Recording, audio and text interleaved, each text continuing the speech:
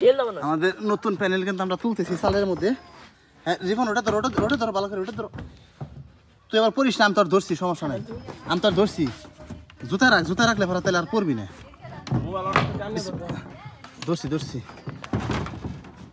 এই যে আমাদের পুরান প্যানেল, আমাদের পুরান প্যানেলের সাথেই আমরা এটা স্থাপন করবো ইনশাল্লাহ। পুরো 27টা এই সপ্তাহ একটা তেনা দে। এই দেখ পুরান প্যানেলের অবস্থা কি, এই দেখেন পুরান প্যানেল কিন্তু আসলে এটা হলো 65 ওয়াটের প্যানেল আসল দে। এই যে দেখেন এটা হলো 65 ওয়াটের প্যানেল, আর এখন লাগাই দিচ্ছি আমরা 150 ওয়াটের প্যানেল। আমাদের তো টোটাল দুইটা প্যানেল থেকে আমরা কমসে কম 12 এম্পিয়ার লোড পাবো, আমরা 12 এম্পিয়ার পাবো ইনশাল্লাহ। কি আনতা সত রিপনের তেনাটা নিয়ে এটা পরিষ্কার করে না খুব। তো এই যে আমাদের পুরান প্যানেলটা পুষে দিতেছি যেন কি পরিমাণে ময়লা জমে রয়েছে। পাও পিছলে থাকে রে, পড়ে যাওয়ার চান্স আছে, ইনশাল্লাহ পড়বো না। এইখান দিয়ে আগে তারটা গেছিল, তখন আমরা চাইতেছি এইভাবে দেওয়ার জন্য। দেখ তারের কি অবস্থা দেখছ, তারটা পুরাই এই ঘেরে ফেলাইছে।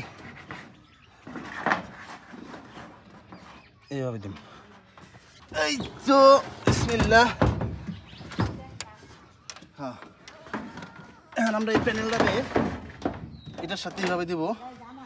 যদিও আমার কাছে স্ট্রাকচার নাই, স্ট্রাকচার থাকলে হয়তো বা একদম একটু উচ্চ করে দিবার পারতাম খারাপ করে, যেহেতু স্ট্রাকচার নাই সেই জন্য এখান থেকে বাইন্ড দেবেন, বুঝতে পারছেন।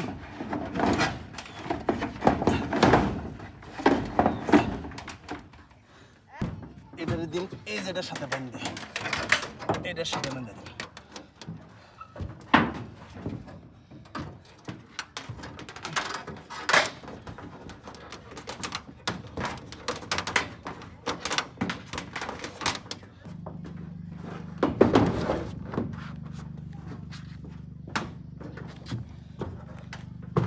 এক সাইড বাঁধা শেষ, নিচে তার দিয়ে এই সাইডের মধ্যে বেঁধে দিন। স্ট্রাকচার থাকলে একদম এই যে লাটগুলো যেগুলো খুইলে পরে স্ট্রাকচারের সাথে একদম লাগিয়ে দেওয়ার পারতাম, যেহেতু স্ট্রাকচার আনি নাই, এটা আবার পরবর্তীতে এক সময় লাগাই দিবে ইনশাল্লাহ।